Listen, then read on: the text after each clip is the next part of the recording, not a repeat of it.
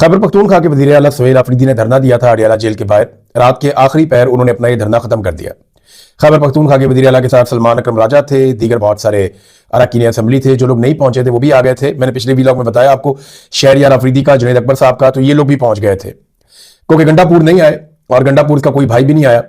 तो शानदाना गुलजार साहबा भी वहां पे आई थी और दीगर बहुत सारे जो पाकिस्तान तहरीक इंसाफ के MNAs MPAs वो वहां पे अडियाला जेल के बाहर देखे गए और इन्होंने यहां पे आकर एहतजाज किया, धरना दिया। इमरान खान साहब से मुलाकात करने की कोशिश की लेकिन इंतजामिया टस से बस नहीं हुई और कोई मुलाकात नहीं करवाई गई।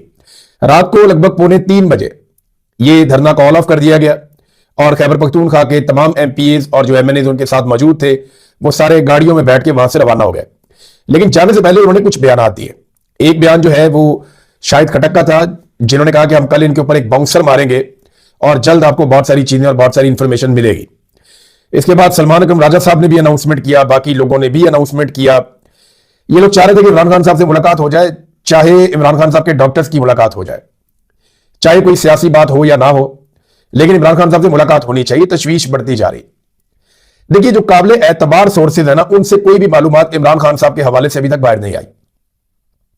यह जरूर पता चला कि इमरान खान साहब अस्पताल पहुंचे और उन्हें पिम्स अस्पताल लाया गया इस्लामाबाद में और उनका एक इलाज भी किया गया, एक ट्रीटमेंट था उनका, उनको दिया गया। लेकिन किसी भी इमरान खान साहब के करीबी शख्स से या किसी ऐसे सोर्स से जो मालूमात, जिसकी मालूमात के ऊपर भरोसा किया जा सके, जिसकी मालूमात पे इमरान खान साहब के कारकुन, उनकी पार्टी के लोग या उनकी फैमिली के लोग भरोसा करें, उससे इमरान खान साहब की मुलाकात नहीं हुई। हम सहाफियों के पास भी जो खबरें हैं वो मुख्तलिफ जराए से हैं। कुछ अस्पताल के जराए हैं, कुछ पुलिस के जराए हैं, कुछ एजेंसियों के जराए हैं, कुछ जराए जो है वो जेल के जराए हैं। तो सब अपने अपने जराए को इस्तेमाल करते हुए खबरें दे रहे हैं और डॉट कनेक्टिंग हो रही है कि इमरान खान साहब को अस्पताल पहुंचा के उनका इलाज करवाया गया, जिसकी तस्दीक वफाकी वजीर इत्तलात अता तारड़ ने भी कर दी है। अब तशवीश बढ़ती जा रही है कि इमरान खान साहब की हालत क्यों इतनी खराब हुई, या मामला असल में है क्या। डॉक्टर इमरान खान साहब के पहुंच गए, जो उनके जाती मुआलिज हैं वो भी पहुंच गए अडियाला के बाहर।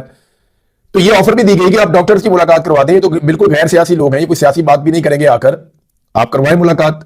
खबरें आती रही कि बातचीत चल रही है, कोई बात बनने वाली है, लेकिन फिर इमरान खान साहब की कोई मुलाकात नहीं करवाई गई। डॉक्टर आसिम यूसुफ जो इमरान खान साहब के अपने डॉक्टर हैं और दीगर कुछ डॉक्टर हैं, 2-3 मुआलिज थे, वो रात गए तक इंतजार करते रहे, लेकिन जब मुलाकात नहीं हुई तो फिर वो चले गए। और 2:45 बजे पाकिस्तान तहरीक इंसाफ ने धरना खत्म कर दिया और अब एक नई हिकमत अमली का अनाउंसमेंट सुबह किया जाएगा। यह हिकमत अमली जो अनाउंस की जाएगी, ये सुप्रीम कोर्ट ऑफ पाकिस्तान के अहाते से की जाएगी। इत्तला यह है कि पाकिस्तान तहरीक इंसाफ ने अनाउंस किया है जाते जाते कि तमाम MNAs MPAs सेनेटर्स और टिकट होल्डर्स, ये सारे लोग और जो अहदेदार हैं वो सारे लोग पहुंचे सुप्रीम कोर्ट ऑफ पाकिस्तान और अगला धरना सुप्रीम कोर्ट ऑफ पाकिस्तान में दिया जाएगा। अब सुबह 10 बजे मुझे ऐसा लगता है कि सुप्रीम कोर्ट ऑफ पाकिस्तान के बाहर एक पूरा कर्फ्यू का माहौल बना दिया जाएगा, जो रेड जोन है उसे सील कर दिया जाएगा और कोशिश की जाएगी कि पाकिस्तान तहरीक इंसाफ के लोग धरना ना दे सकें। लेकिन देखिए, जो अरकान असम्बली हैं, जो सेनेटर्स हैं, उनका अपना एक इस्तेहकाक होता है। उनके साथ आप जोर जबरदस्ती अगर रेड जोन में करेंगे तो ये खबर इंटरनेशनल मीडिया पे जाएगी और हर तरफ ये रोला पड़ जाएगा। इतना आसान नहीं होता कि एस्टेब्लिशमेंट का जो दिल करे वो करती चली जाए। आप बहुत जुल्म कर रहे हैं, बहुत जबर कर रहे हैं, बहुत सारी चीजें आपने की है, लेकिन आप हर वक्त सारा कुछ नहीं कर सकते। तो पाकिस्तान तहरीक इंसाफ के जो अरकान असम्बली है, जिन्होंने इमरान खान साहब के नाम के ऊपर वोट लिया है, जो जाकर सीटों पर बैठ गए हैं, अब उनका इम्तिहान शुरू हो गया। अवाम ने तो बार बार इम्तिहान में पास होकर दिखाया, लेकिन असल इम्तिहान जो है वो अब अरकान असम्बली का है, सेनेटर्स का है, कौमी असम्बली के अरकान का, सूबाई असम्बली के अरकान का, वुज़रा का है, जो माजी में वजारतें लेते रहे, उनका इम्तिहान। अब इन सारे लोगों को आकर सुप्रीम कोर्ट ऑफ पाकिस्तान में एहतजाज रिकॉर्ड करवाना पड़ेगा और जितनी भी कॉल्स दी जाए उन तमाम कॉल्स के ऊपर इन लोगों को आना पड़ेगा। तो पहली हिकमत अमली ये कि सुप्रीम कोर्ट ऑफ पाकिस्तान में जाकर धरना देंगे और वहां पर ये कोई अनाउंसमेंट करेंगे जो अगले लायामल के हवाले से होगी। और याद रखिएगा, जुम्मे का दिन है, सुबह 10 बजे इन्होंने रखा है, तो ये 12-1 बजे तक चलेगा मामला मैक्सिमम। उसके बाद जुम्मे की नमाज हो जाएगी और फिर हफ्ते वाले दिन खैबर पख्तूनख्वा में ही दोबारा पॉलिटिकल एक्टिविटीज है सुहेल अफरीदी की। एक नए जिले में वो जा रहे हैं, गालिबन इस मरतबा वो सवाबी में जा रहे हैं, जहां पे बहुत बड़ी एक्टिविटी पॉलिटिकल होने जा रही है। और उसके बाद एतवार के दिन उन्होंने एक बड़ा जरगा बुलाया है, जिस जरगे में वादी तीरा के हवाले से अहम इंकशाफात होंगे, अहम फैसले होंगे और पता चलेगा कि वादी तीरा के लोगों को जो बेदखल किया गया उनके इलाके से, उन्हें जो जबरी तौर पर उनके इलाकों से इनखला पर मजबूर किया गया, इसके पीछे क्या कहानी है। और फिर अगर ये ऑपरेशन वाली सारी ये चीजें झूठ है, तो फिर सुहेल अफरीदी साहब अपनी कौम को लेकर साथ अपने खुद वादी तीरा में वापस आबादकारी के लिए रवाना होंगे। ये अगला हफ्ता पे इन चीजों में गुजर जाएगा। लेकिन इमरान खान साहब के हवाले से बड़ी शदीद तशवीश है। कुछ लोग कह रहे हैं कि जो इमरान खान साहब को लाया गया ना पिम्स अस्पताल में, तो इसमें दो चार चीजें बड़ी इंपॉर्टेंट हुई। नंबर एक ये कि कड़ी निगरानी के अंदर लाया गया। बाहर जो लोग मौजूद रहते हैं नॉर्मली छोटे मोटे दुकानदार, तो वहां पता चला कि बहुत सारी गाड़ियां 15-20 गाड़ियां अचानक आ गई थी, हर तरफ सिक्योरिटी फैल गई थी जब इमरान खान साहब को लाया गया। और फिर इमरान खान साहब को, अच्छा जो लोग यहां फैले हुए थे उनको भी आइडिया नहीं था कि अंदर कौन आया। और इमरान खान साहब को साबिर शाकिर साहब ने खबर दी है कि फौजी हुकाम लेकर आए थे। ये काम जो है वो फौजी हुकाम ने किया, सिविलियन इदारे ये काम नहीं कर पा रहे थे, उन्हें पता भी नहीं था कि क्या हो क्या रहा है अंदर। वो बाहर वाला कवर उनको दिया जाता है ताकि कोई एहतजाज हो जाए, कोई चीज हो जाए तो वो मौजूद रहे। अदरवाइज जो सिविलियन इदारे हैं उनको तो ये पता भी नहीं था कि हो क्या रहा। तो फौजी हुकाम के हवाले से दावा किया साबिर शाकिर साहब ने कि वो लोग लेकर आए। तो जब ये अस्पताल के अंदर लेकर गए तो जितने सीसीटीवी फुटेजेस थी वो सारी की सारी बंद कर दी गई। कोई भी कैमरा काम नहीं कर रहा था कि किसी जगह से भी इमरान खान साहब की कोई झलक, कोई चीज बाहर ना आ जाए। ये आसिम मुनीर साहब की एक बड़ी जिद है कि मैं इमरान खान साहब की शक्ल किसी को नहीं देखने दूंगा। जब अदालत के अंदर से इमरान खान साहब की फोटो आ गई थी ना, तो आसिम मुनीर साहब ने बड़ी खौफनाक किस्म की इंक्वायरी करवाई थी कि ये कैसे हो सकता है, इसको रोको, इसको बंद करो। जब इमरान खान की एक दो मतलब ऑडियो बाहर आ गई थी तब भी बड़ा रोला पड़ गया था। तो मामला यह है कि इमरान खान साहब की शक्ल में किसी को नहीं देखने दूंगा, ये तो फील्ड मार्शल साहब का इरादा है और उनका फैसला। तो सीसीटीवी फुटेजेस भी बंद कर दी गई और जहां से इमरान खान साहब को गुजारा गया वहां पे लाइटें भी या बिल्कुल कम कर दी गई या बंद कर दी गई और एक घेरा डाल के चारों तरफ से इमरान खान साहब को ले जाया गया। और जिस ऑपरेशन थिएटर में इमरान खान साहब का ऑपरेशन हो रहा था वहां डॉक्टर्स के अलावा भी नामालूम अफराद मौजूद थे और उनकी मौजूदगी में इमरान खान साहब को ट्रीटमेंट दिया गया है। यह है नाज़रीन वो सारी सूरत-ए-हाल। अब उनकी फैमिली, उनके घर वाले, उनकी पार्टी और पाकिस्तानी वो तशवीश में है, परेशान है कि इमरान खान को ऐसा हुआ क्या कि अचानक से पाकिस्तान टेलीविजन के ऊपर इमरान खान साहब का नाम भी चल जाता है और वो टाउट सहाफी इमरान खान साहब के हक में बोलना शुरू हो जाते हैं जिन्होंने कभी इमरान खान के हक में बात ना करने की, ऐसा लगता है कि कसम खा रखी है। बहुत सारे ऐसे लोग इमरान खान के हक में बोले जो इमरान खान से शदीद नफरत करते हैं, लेकिन ये अचानक से इतनी बड़ी तब्दीली नहीं आ सकती। तो ये सारी चीजें तशवीश में मुब्तला कर रही हैं पाकिस्तान तहरीक इंसाफ को, इमरान खान साहब की फैमिली को। अब होगा क्या इसके बारे में हम बात बाद में करेंगे, लेकिन एक चीज मैं आपको बताऊं, एक तरफ एक सूबे का वजीर आला अडियाला जेल के बाहर बैठा था, इतनी बड़ी पॉलिटिकल एक नाइंसाफी है और पाकिस्तान का कोई मीडिया उसे नहीं दिखा रहा था। दूसरी तरफ एक सूबे की राजकुमारी वजीर आला वो टीवी पे बैठी थी और सारे टीवी उसको दिखा रहे थे और वो अपनी ब्यूरोक्रेसी के साथ बैठ के एक नाकाम अदाकारी और एक नाकाम ड्रामा कर रही थी। एक तो मैंडेट ही नहीं है, जाली हुकूमत है, थोड़े से एमपीएस है, इतने से एमपीएस के साथ तो अपोजिशन नहीं बनती, जितने एमपीएस के साथ उसको वजीर आला बना दिया पकड़ के। जाली हुकूमत, जाली वजीर, जाली फार्म 47 सारों के और जालसाजी करके इक्तदार पे कब्जा कर लिया, फौज में डंडा देकर ब्यूरोक्रेसी को उनके पीछे लगा दिया। अब वहां बैठ के अपने डीसी कमिश्नर के साथ पूरा कुश्ती खेल रही। किया क्या इन्होंने देखे, वो एक मजार के ऊपर एक फैमिली आई, मियां बीवी और उनका बच्चा, एक बेटी छोटी, वो बीवी और बेटी निकलती है और निकल के वो मैन होल में गिर जाते हैं। अब उसके बाद बजाय इसके कि उसके शौहर की दादरसी की जाए, उसकी बात सुनी जाए, वो कह रहा है, सबको बता रहा है कि इधर गिरे हैं, वो इसके अंदर वो गिरे हैं, हमारी मदद करो। बजाय मदद करने के पुलिस वाले आए और एनी शाहिदीन के मुताबिक 2 थप्पड़ मारे उस आदमी को और ले जाकर गायब कर दिया। उस आदमी पर तशद्दुद भी किया गया, ये जियो के ऊपर चला गया, उसके ऊपर इतना तशद्दुद किया गया कि उसे बाद में मंजर आम पे नहीं आने दिया गया। उसकी अभी तक कोई बात सुनवाई नहीं गई। उसकी बीवी और बच्ची जो है वो नाले के अंदर से बरामद हो गया, उसके अंदर से, गटर के अंदर से। कई घंटों के ऑपरेशन के बाद उन्हें मुर्दा खाना में शिफ्ट कर दिया गया और मुर्दा खाना से निकाल के ईदी की एम्बुलेंस में डाल के फौरी तौर पे उनके गांव मुंतकिल कर दिया गया, फौरी तौर पे गांव में रवाना कर दिया गया। और वो बंदा जो है शौहर, उसको अब तक सामने नहीं आने दिया गया दोबारा। ये लोगों को पागल समझते हैं और बैठ के बाद में आपस में फिक्स मैच खेल रहे हैं कि ब्यूरोक्रेसी सारी बिठाई और ड्रामा कर रहे हैं। इसी तरह के ड्रामे शहबाज शरीफ करता था, डबो के रख दिया उसने पाकिस्तान को।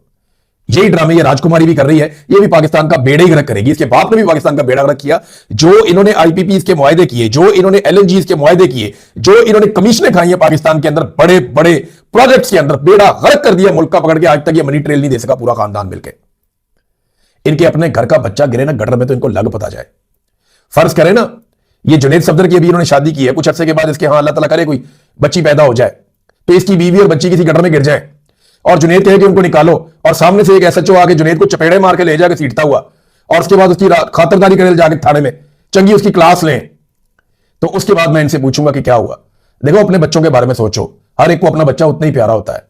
इन्होंने, इनके सीने में दिल है ही नहीं, ये ड्रामा कर रही है, ये ड्रामेबाजी है सारी की सारी, इनके सीने में दिल है ही नहीं। इन्होंने 2000 से ज्यादा बंदा मावरा अदालत कत्ल कर दिया पकड़ के। मावरा अदालत कत्ल, कुछ शादो नादर कहीं पे कोई बहुत बड़ा केस होता था तो पता चलता था कि यहां पे निजाम ने कोई मावरा अदालत कत्ल कर दिया। वो इन्होंने तो तबाहियां फेर दी है। इन्होंने तो इतने कत्ल कर दिए हैं, इतनी तबाहियां फेरी हैं इन्होंने कि उसकी कोई दूसरी मिसाल ही नहीं है। 2000 से ज्यादा बंदा इन्होंने पंजाब के अंदर अब तक की इतला के मुताबिक मावरा अदालत पुलिस के हाथों कत्ल करवा दिया। एक वाकई में एक ही फैमिली के 5 लड़के मार दिए इन्होंने, कि सारे इतने बड़े क्रिमिनल थे कि सबको अलग अलग शहरों में ले जाके शादी से उठाया, जाके अलग अलग शहरों में खड़ा करके सबको गोलियां मार दी, और उनका रिकॉर्ड भी पीछे कोई नहीं मिल रहा। तो इनके सीने में दिल विल कोई नहीं है, ये कहानियां सुनाते हैं, लोगों को बेवकूफ बनाते हैं। अलीमा खानम ने एक बयान दिया अपने भाई के हवाले से, इमरान खान साहब के हवाले से। उन्होंने कहा कि इमरान खान अल्लाह की हिफाजत में है, वो लाखों लोगों की दुआओं से महफूज हैं जो हर रोज उनके लिए दुआ करते हैं। इंशाल्लाह वो खैरियत से रहेंगे। हुकूमत और उनके एजेंटों की इन इनहराफी तदाबीर से मुतवज्जो ना हो। हमें इमरान खान के अहकामात पर अमल दरामद करने पर मरकूज रहना चाहिए। जो इमरान खान ने कहा हमें वो करना चाहिए। हमारा खानदान इमरान खान से सिर्फ मुलाकात नहीं चाहता, बल्कि हम उनकी गैर कानूनी कैद और तन्हाई से फौरी रिहाई का मुतालबा करते हैं। जब इस्लामाबाद हाई कोर्ट के चीफ जस्टिस दानिस्ता तौर पर इमरान खान को इंसाफ तक रसाई और नतीजतन आजादी से रोक रहे हैं, तो हमारे पास कोई चारा नहीं सिवाय इसके कि हम अपने आईनी हक के इज्तिमा के तहत इज्तिमाई एहतजाज करें और मुसलसल दबाव डालें ताकि उनकी रिहाई यकीनी बने। 8 फरवरी 2024 को पाकिस्तानियों ने वोट की ताकत से जुल्म और फस्तायत को शिकस्त दी। यह पाकिस्तान की खामोश इनकलाब था जो तशद्दुद से नहीं बल्कि वोट, इत्तेहाद और अज़म की ताकत से हासिल हुआ।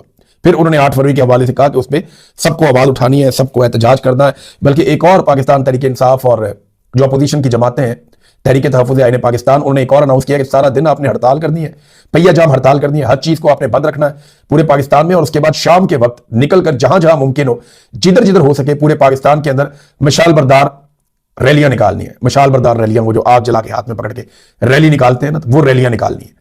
अगर इसके मुनाज़िर पूरे पाकिस्तान से है तो ये बड़ा जबरदस्त और शानदार मुजाहरा हो जाएगा पाकिस्तान तहरीक इंसाफ की जानिब से। बल्कि ये रैलियां तो पूरी दुनिया में निकाली जा सकती हैं और पूरी दुनिया से इनके मनाजिर आ सकते हैं।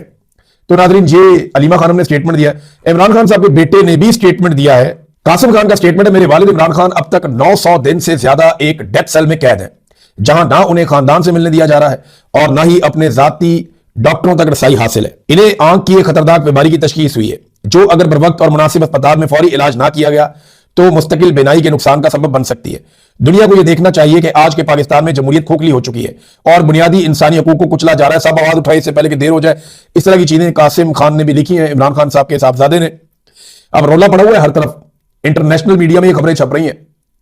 टेलीग्राफ को पढ़ा मैंने और बहुत सारे अखबार में पढ़ा, बैनुल अक़वामी मीडिया इसको छाप रहा है, रॉयटर, सब इधर उधर, कि जनाब इमरान खान साहब के साथ ज्यादती हो रही है, उनकी आंख का ट्रीटमेंट किया गया, उनको निकाला गया, लेकिन फैमिली को आगाह नहीं किया गया। और ये कोई छोटी बात नहीं है, ये बहुत बड़ी बात है, बड़ी गैर इखलाकी और गैर कानूनी बात है कि आप एक कैदी के साथ ऐसा सलूक करें, और कैदी भी वो जो साबिक वज़ीर आज़म। और इमरान खान ने एक मरतबा नहीं कई मरतबा एक बात कही और वो आप सबको याद रखनी पड़ेगी।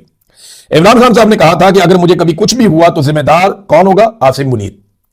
इमरान खान साहब एक मरतबा नहीं कई मरतबा बता चुके हैं कि अगर मुझे कुछ भी हुआ तो जिम्मेदार आसिम मुनीर होगा। अच्छा, आसिम मुनीर साहब ने भी एक स्टेटमेंट दिया। आसिम मुनीर साहब का जो स्टेटमेंट है वो ये है कि हर सतह पर फिक्री तब्दीली नागुज़ीर हो चुकी है। ये जुमला जरा गौर से सुनिएगा। हर सतह पर, यानी स्टूडेंट्स में से लेकर कारोबारी तबके तक, पाकिस्तान के किसानों से लेकर पाकिस्तान के मेहनत कशों तक, पाकिस्तान के डॉक्टर से लेकर इंजीनियर से लेकर फौज के अंदर, हर तबके के अंदर, पार्लियामेंट में पढ़े लिखे लोग, कम पढ़े लिखे लोग, सबके अंदर उन्होंने कहा, हर सतह के ऊपर उन्होंने कहा, हर सतह पर फिक्री तब्दीली यानी सोच के अंदर एक बड़ी तब्दीली नागुज़ीर हो चुकी है। यानी बहुत जरूरी है अब यह तब्दीली लानी पड़ेगी पाकिस्तान में। तो कौन सी तब्दीली है जो इतनी बड़ी पाकिस्तान में आनी है? लेकिन एक्चुअल तब्दीली तो पाकिस्तान में आ गई है। पाकिस्तानियों की जो फिक्री सोच है या फिक्री तब्दीली पाकिस्तानियों में आनी थी वो तो इमरान खान ले आया। पाकिस्तानी जिस धोखे में जिंदगी गुजार रहे थे उस धोखे से पाकिस्तानी निकल आए। पाकिस्तानियों की आंखों का ऑपरेशन हो गया। गो के ऑपरेशन करने वाले की अपनी आंख में आजकल मसला है, लेकिन पाकिस्तानियों की आंख का ऑपरेशन हो गया। यह फिक्री तब्दीली आ चुकी है। लेकिन आसिम मुनीर साहब किस फिक्री तब्दीली की बात कर रहे हैं ये मैं आपको बता देता हूं। ये बड़े लंबे अरसे से काम चल रहा है। जनरल बाजवा के दौर में इसका आगाज हुआ था और उसके बाद तेजी से इस पर काम हो रहा है। पाकिस्तान की फौज के अंदर कंटिन्यूसली इस बात को डिस्कस किया गया है, इदारों के अंदर डिस्कस किया गया है, सियासतदानों के अंदर डिस्कस किया गया है, सहाफियों के अंदर डिस्कस किया गया है कि इसराइल के और फलस्तीन के मामले में हमें अपनी पॉलिसी बदलनी पड़ेगी। कायद-ए-आज़म मोहम्मद अली जिन्ना की पॉलिसी उनके दौर में रेलिवेंट थी। आज का दौर ये लोग कहते हैं कि क्योंकि बदल गया है तो जनाब पॉलिसी भी बदलनी पड़ेगी। अब ये पॉलिसी बदलने का गेम है जो ये खेल रहे हैं, और ये है वो फिक्री तब्दीली कि आपके पासपोर्ट के ऊपर जो लिखा हुआ है कि ये पासपोर्ट इसराइल के अलावा पूरी दुनिया के लिए कारामद है, वो जुमला खत्म हो जाए। ये है वो फिक्री तब्दीली और इतनी बड़ी तब्दीली। लेकिन ना यहां पे मैंने एक और चीज गौर की है कि इदारे फंस गए। अभी वो ताहिर अशरफी साहब कह रहे थे कि फौज गजा नहीं जाएगी, उन्होंने दावा किया, बल्कि लोगों को ताने दे रहे थे जो पाकिस्तान से भाग गए, ये किया वो किया। ताहिर अशरफी साहब जितनी बार अपने खाई है ना, इसका 1% आपको पड़े ना तो आपकी ब्रेकें नहीं लगनी।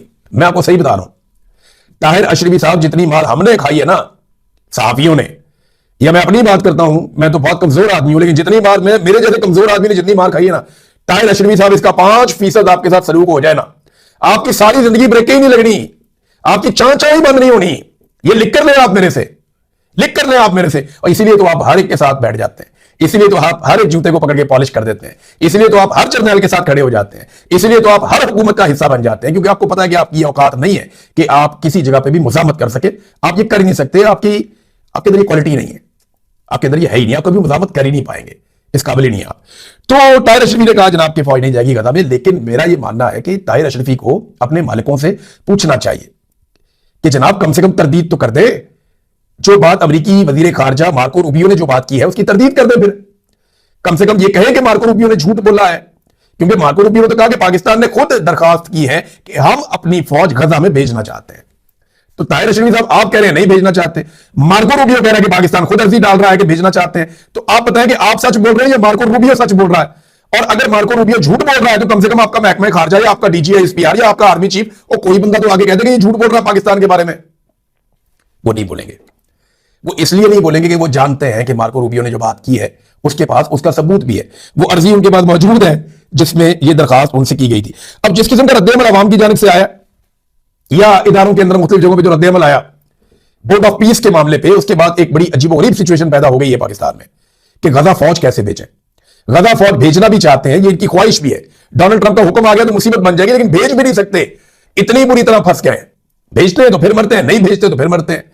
ये बहुत बुरी तरह फंसे हुए हैं और ये दावे कर रहे हैं कि हम नहीं भेजेंगे, हम नहीं भेजेंगे, लेकिन जब चैलेंज आएगा तो तब पता चलेगा। अभी कुछ कहा नहीं जा सकता, लेकिन यह बहुत मुश्किल हो गया है कि अब यह गजा फौज भेज सके या गजा में फलस्तीन के इलाके में, गजा के इलाके में यह फौज भिजवा सके फौरी तौर पर। तो यह बहुत तकरीबन नामुमकिन होता जा रहा है, लेकिन पता कोई नहीं इनका। इन्होंने बहुत ऐसी कार्रवाइयां डाली हुई हैं, यानी वो जैसे डी चौक में इन्होंने 26 नवंबर को बंदे मार दिए थे और जिस खबर की बुनियाद के ऊपर उन्होंने मारे थे, जिसके बाद ये एग्रेसिव हो गए थे, वो खबर आप देख लेंगे। एजाज सैयद साहब की खबर थी, पीटीआई एहतजाज, शरपसंदों ने रेंजर्स एहलकारों पर गाड़ी चढ़ा दी, 4 एहलकार शहीद 5 जख्मी। ये कत्लेआम जो है ना वो डाल दिया गया था। कत्लेआम क्या था? एक हादसा था गाड़ी का, वो डाल दिया गया था पीटीआई पे, और उसके बाद पीटीआई के ऊपर धड़ाधड़ गोलियां चल रही थी। बहुत गुस्सा था सारों को, आग मुंह से उगल रहे थे, मुंह से इनके थूके और झागे निकल रही थी। अगले दिन सारे पहुंचे हुए थे जनाजे के अंदर और ये कह रहे थे गाड़ी चढ़ा दी, शरपसंदों की गाड़ी थी वो। लेकिन अब जरा खबर सुने आप, रेंजर एहलकारों की शहादत का जो केस है, इसमें इस्लामाबाद हाई कोर्ट का गाड़ी असल मालिक के हवाले करने का हुक्म जस्टिस अरबाब मोहम्मद ताहिर और इनाम अमीन मिनहास ने फैसला जारी कर दिया। मुकदमे में नामजद मुलजिम की जमानत हो चुकी है, जिसका पाकिस्तान तहरीक इंसाफ से कोई ताल्लुक नहीं था। और बंदा कहता है जी मेरा पोता बगैर इजाजत के गाड़ी ले गया था, पोता जो है वो ज़हनी तौर पे तंदुरुस्त नहीं है, लिहाजा गाड़ी वापस की जाए। जज ने कहा जी गाड़ी वापस कर दें। ये वाली खबर थी जिसको बुनियाद बना के खबर गलत छप गई, गलत खबर छुपवा दी गई कि जनाब ये शरपसंदों की गाड़ी थी पीटीआई के एहतजाज में और इन्होंने रेंजर्स वाले मार दिए, और उसके बाद वह कत्लेआम कर दिया पाकिस्तान तहरीक इंसाफ का इसका बहाना बना के। वो बंदा भी अपने घर में, उसकी गाड़ी छोड़ने का भी अदालत ने हुक्म जारी कर दिया। ये है नाज़रीन हालात। अब तक के लिए इतना ही, अपना ख्याल रखिएगा, अपने चैनल का भी। अल्लाह हाफिज़।